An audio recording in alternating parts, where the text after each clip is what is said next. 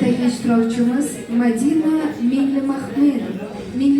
Madina Mingli-Mahmatova, Surxondaryo viloyati.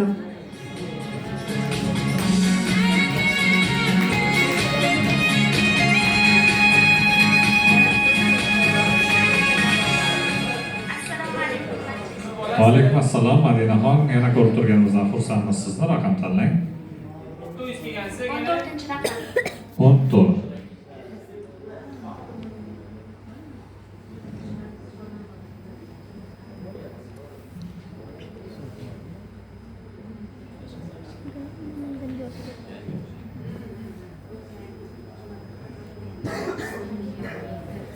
Ruxsat qoldimi?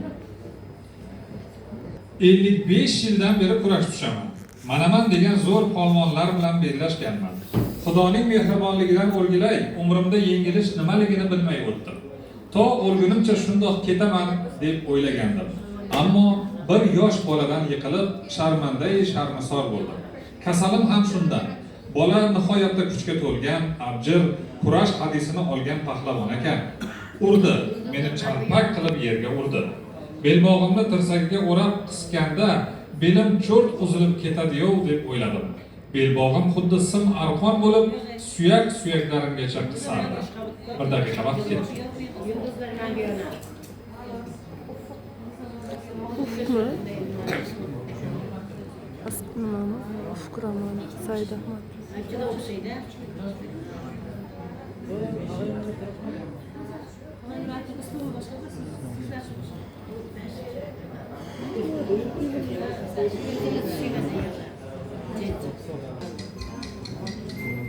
Madina, vaqtimiz tugadi. Javobingiz? Said Ahmadning Qorako'z majnun hikoyalar to'plamidagi Azroil o'tgan yo'llarda hikoyasi. To'ppa-to'g'ri topdingiz. Tabriklaymiz. Bitta savolim bor edi. Bu hikoyalardagi aynan shu hikoya haqida gapiraymi yoki hammasi haqida? Aynan shuni izohlab berishingiz kerak. Endi nariyani sizni mahoratingiz. Nimani qo'shasiz, nimani olib tashlaysiz? Siz avval kelgansiz-ku.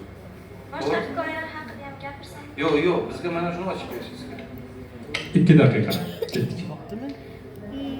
Said Ahmadning ushbu Azroil o'tgan yo'llarda hikoyasida Jalol polvonning o'g'li Qo'chqorning qilgan yomonliklari, qilmishlari haqida so'z boradi va bu hikoyada Qo'chqor katta ishda amaldor bo'lib ishlaydi va insonlarning mol dunyosini talaydi va ularga juda ko'p yomonliklar kiritadi.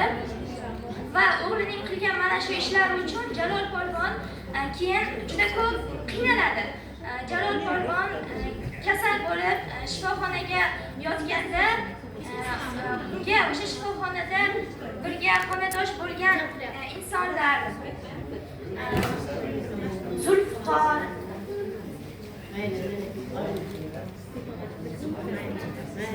va o'sha shu 3 inson bilan birga xonadosh bo'ladi va ularga vaqtida o'sha o'g'li Qo'chqor yomonliklar qilgan bo'ladi. Uning oilasiga, oila a'zolariga juda ko'p yomonliklar qilgan bo'ladi va o'shanda mana shu xonadoshlar Qo'chqor unday qilgan edi, bunday qilgan edi deb gapiraverishadi va bundan Jalol polvon bu mening o'g'lim, unday demanglar deb ayta olmaydi. Ya'ni otasining yuzini yerga qaratadi u o'g'li.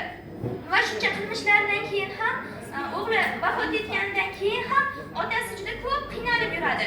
Mana shu gaplarni eshitib va oxirida o'g'lining qilgan yomonligi uchun otasi, ya'ni Jalol polvon uydagi o'g'li tashib kelgan harom mol dunyoni o'sha kasalxonada tanishgan do'stlariga tarqatib beradi. Ya'ni olib beradi. Bitta mashina va bir kelinning uzugi, ya'ni vaqtida o'sha Qo'chqor o'sha kelinning uzugidan barmoqni sindirib yurib olgan bo'ladi.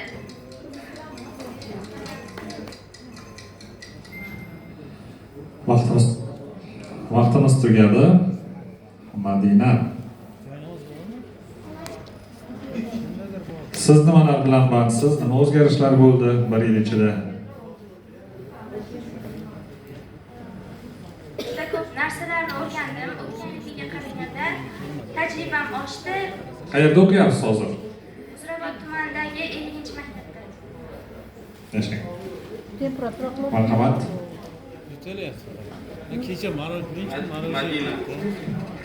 Başka bir Madina ba'zan sog'liqqa zarar qiladi. Qorako'z mashinadagi shikoyatlar. Kimda? Uzr.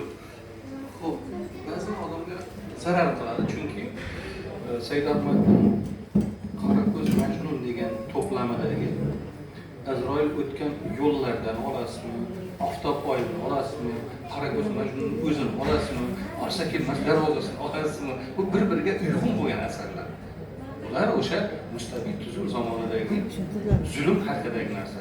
Juda bo'lmaganda, misol uchun men o'ylab o'tirdim, mana sizga taqdim etilgan parchada kurashlar, men endi boshqalarga ham ozgina maslahat bo'lsin deb aytyapman. Degan roman o'qigansa 45 kunini ichida qancha polvonlar bor. Said Ahmadning ijodidagi bu narsa bir an'ana ko'rinishini olgan edi. Bizga shu gaplar kerak. Ba'zan qiyos bo'lmaydi. Ba'zan faqat syujetni gapiriladi, shunda bilim izlaridagi adabiyotga taalluqli bo'lgan nazariy bilim, ba'zi asarni muhokama qilishga taalluq bo'lgan ilmiy adabiy qarash ba'zan biz ochiqlanmay qoladi, baholashga qiynalamiz. Hozirgi ahvolingiz ham Madina yomon emas, men 84 ball qo'ydim. 84, 84, 85. 85.